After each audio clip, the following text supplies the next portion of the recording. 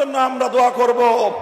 দলীয় সংকীর্ণতার ঊর্ধ্বে উঠে দেশ এবং জাতিকে ভালোবাসতে চাই আমরা। আমাদেরকে বিরোধী পক্ষে ঠেলে দিয়ে আমাদের সঙ্গে যদি কেউ বিরোধ তৈরি করতে আসেন, আমাদের শান্তিপ্রিয় চলার পথে যদি কেউ প্রতিবন্ধকতা তৈরি করতে আসেন, রাজপথে মোকাবেলা করব আমরা ইনশাআল্লাহ। এই প্রস্তুত থাকবেন তো? জীবন দিতে হলে জীবন দেব, রক্ত দিতে হলে রক্ত দেব। দেশ এবং জাতির প্রশ্নে কারো কাছে মাথা নত করব না। দেশের প্রশ্নে কোনো আপোষ করব না। মাথা নত করেছি একজনের কাছে। কার কাছে? ইনশাআল্লাহ আল্লাহর রহমতে আগামীর বাংলাদেশ হবে ইসলামের বাংলাদেশ। আজ বাংলাদেশের জুলাই অভ্যুত্থান পরবর্তী, জুলাই বিপ্লব পরবর্তী বাংলাদেশে দাঁড়িয়ে এ পর্যায়ে আমরা স্পষ্ট দেখতে পাচ্ছি বাংলাদেশের মানুষ দুই ভাগে বিভক্ত। একটি ভাগ জনবিচ্ছিন্ন, দেশ বিরোধী, বিদেশি আধিপত্যবাদের এজেন্ডা বাস্তবায়নকারী, ভিন্ন দেশের দালাল এবং ভিন্ন দেশের পদলেহী একটি গোষ্ঠী বাংলাদেশে আছে। আরেকটি পক্ষ বাংলাদেশের স্বাধীনতাকামী, বাংলাদেশের দেশ এবং জনগণের অধিকার রক্ষায় তারা তৎপর। এই হলো দুই পক্ষ। এই দুই পক্ষকে আরো সংক্ষিপ্তভাবে আমি চিহ্নিত করে থাকি। বলি, বাংলাদেশ আজ দুই ভাগে বিভক্ত।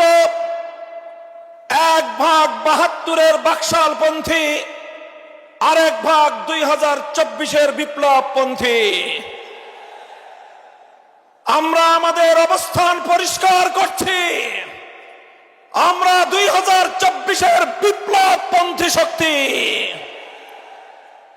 আমি সকল রাজনৈতিক পক্ষগুলোকে জাতির সামনে যার যার অবস্থান পরিষ্কার করার আহ্বান জানাই। হয় আপনি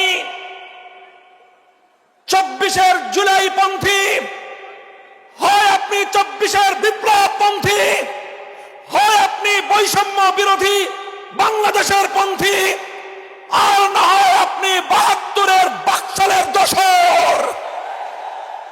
স্পষ্ট ভাষায় ঘোষণা করতে চাই, রক্তের সাগর পেরিয়ে ২৪-এর জুলাই বিপ্লবের পর ৫ই আগস্ট মহান বিপ্লবের মধ্য দিয়ে যেই ফ্যাসিবাদ বাংলার সীমান্ত থেকে বিতাড়িত করা হয়েছে, সেই ফ্যাসিবাদ এবং তার কোন দোসর বাংলার ক্ষমতার মসনদে আর আসতে পারবে না ইনশাআল্লাহ।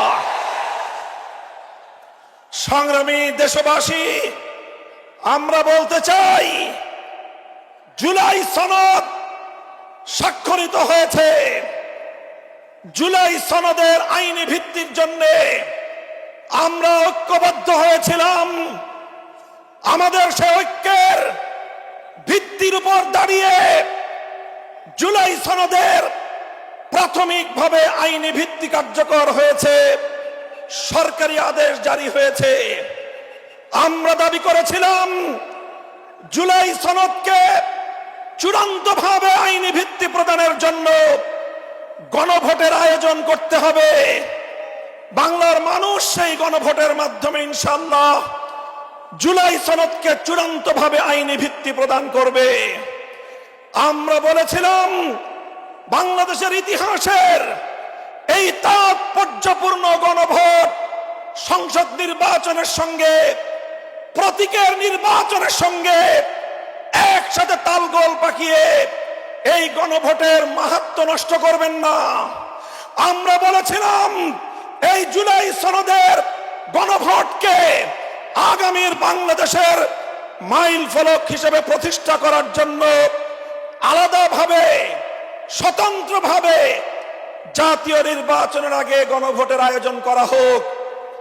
কিন্তু আমরা দেখছি যারা জুলাই সনদের, যারা জুলাই বিপ্লবকে আন্তরিকভাবে গ্রহণ করতে পারে নাই, যারা জুলাই বিপ্লবের বৈষম্য বিরোধী চেতনাকে ধারণ করতে পারে নাই, যারা জুলাই বিপ্লবের ফ্যাসিবাদ বিরোধী সংগ্রামকে ভালোভাবে গ্রহণ করতে পারে নাই, ষড়যন্ত্র করে পর্দার পেছন থেকে কলকাঠি নাড়িয়ে জুলাই সনদের গণভোটকে একই দিনে বাস্তবায়ন করার জন্য বর্তমান সরকারকে তারা বিভ্রান্ত করেছে, পথভ্রষ্ট করেছে।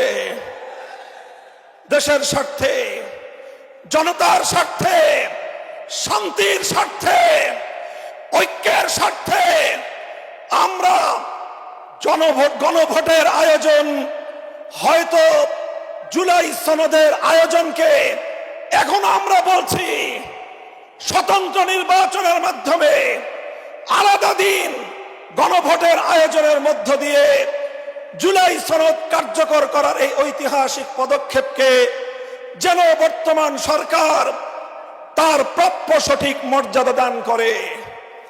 বলতে চাই, যদি এটা করতে ব্যর্থ হন, ইন্টারিম সরকার, ইতিহাস আপনাদেরকেও ক্ষমা করবে না। ইতিহাস কাউকে ক্ষমা করে না। মনে রাখবেন, ইতিহাসের দায়ে পরিশোধ করতে পারবেন না, কলঙ্ক নিয়ে বিদায় নিতে হবে। পরিষ্কার বলি, আমরা ইনশাআল্লাহ যেই ফ্যাসিবাদ রক্ত দিয়ে বাংলাদেশ থেকে বিদায় করা হয়েছে, বিদেশি প্রভুদের এজেন্ডা বাস্তবায়ন যারা করার জন্য আমার বাংলার স্বাধীন জনপদকে যারা ব্যবহার করেছে, আজও যারা স্বপ্ন দেখছে বিদেশি প্রভুদেরকে খুশি করে আবার ক্ষমতার মসনদে আসবে, তাদেরকে বলতে চাই, বাংলাদেশের মানুষ আজ ঐক্যবদ্ধ। বাংলার মানুষ আজ রাজপথে অবস্থান নিয়েছে। আমরা রাজপথে নেমেছি জুলাই সনদ বাস্তবায়নের, গণভোটে হা বাক্সকে বিজয়ী করার মধ্য দিয়ে আগামীর বৈষম্যহীন ফ্যাসিবাদ মুক্ত বাংলার ভিত আমরা তৈরি করব ইনশাআল্লাহ। আপনারা সকলে ঘরে ঘরে দাওয়াত পৌঁছে দিবেন। দলীয় প্রতীকে নির্বাচনের পাশাপাশি, দলীয় প্রতীকে ভোট দেওয়ার পাশাপাশি গণভোটে হা বাক্সে ভোট দিতে হবে।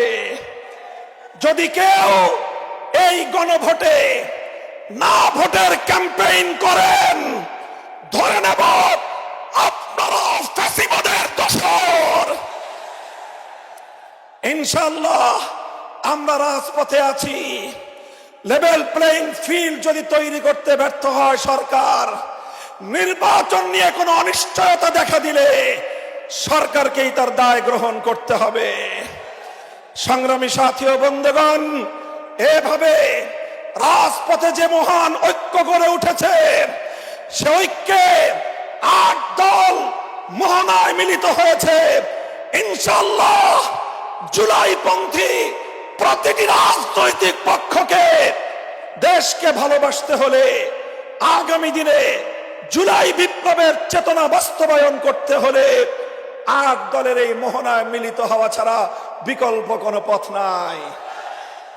বক্তব্য শেষ করব শেষ প্রাঙ্গণে, শেষ প্রান্তে দাঁড়িয়ে বাংলাদেশের মানুষের অধিকার আদায়ের, আধিপত্যবাদ বিরোধী আন্দোলনের অবিসংবাদিত নেত্রী বেগম খালেদা জিয়ার জন্য আমি দোয়া করছি, সকলকে আহ্বান জানাচ্ছি।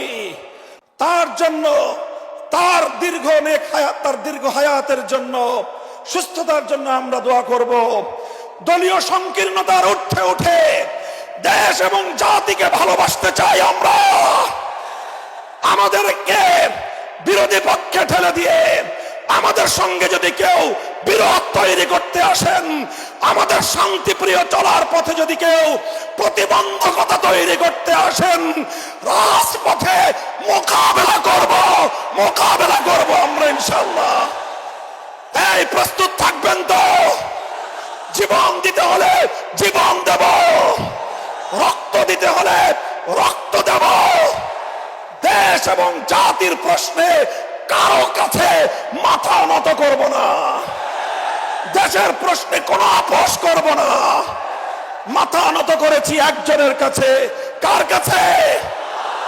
ইনশাআল্লাহ আল্লাহর রহমতে আগামীর বাংলাদেশ হবে ইসলামের বাংলাদেশ। নাসরুম মিনাল্লাহি ওয়া ফাতহুন করিব।